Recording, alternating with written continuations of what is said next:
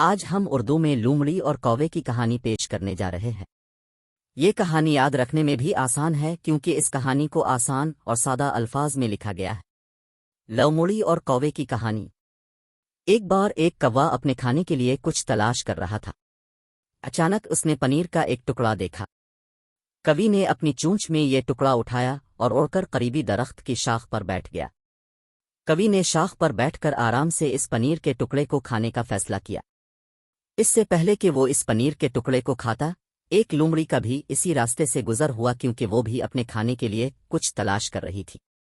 اچانک اس کی نگاہ اس کوے پر پڑی لیکن لومڑی کی نظر کوے سے زیادہ اس پنیر کے ٹکڑے پر پڑی جو اس کی چونچ میں تھا۔ جیسا کہ لومڑی ایک چالاک جانور ہے تو لومڑی نے یہاں بھی اپنی چالاکی دکھائی اور فوراً کوے کو مخاطب کیا اور کہا کہ اے خوبصورت پرندے کیسے ہو تم؟ طویل عرصے سے میں نے تم جیسا کوئی حسین پرندہ نہیں دیکھا۔ تم جیسے خوبصورت پرندے کی تو آواز بھی یقیناً بہت شاندار ہوگی۔ میری اب سے ایک درخواست ہے کہ اب مجھے اپنی سریلی آواز میں ایک گانا سنا دیں۔ ان خوش آمد الفاظ کو سن کر کوا بہت خوش ہوا اور اس خوشی میں وہ اپنے کھانے کے لیے جو پنیر کا ٹکڑا لایا تھا اسے بھی بھول بیٹھا۔ دوسری طرف لومڑی کوے کی مزید خوش آمد کرتی رہی اور کہتی چلی گئی کہ اگر اب برا نہ مانے تو میرے لیے ایک گانا گا دیجیے۔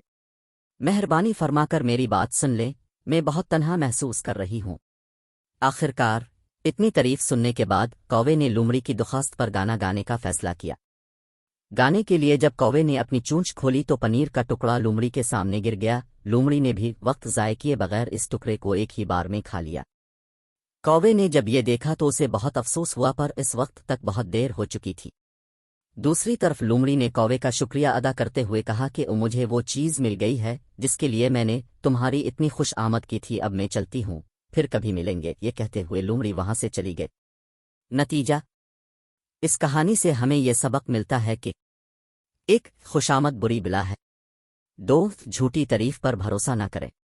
مجھے امید ہے کہ آپ کو ہماری کہانی پسند آئی ہوگی۔ لائک اور سبسکرائب کرنا نہ بھولیں۔ شکریہ۔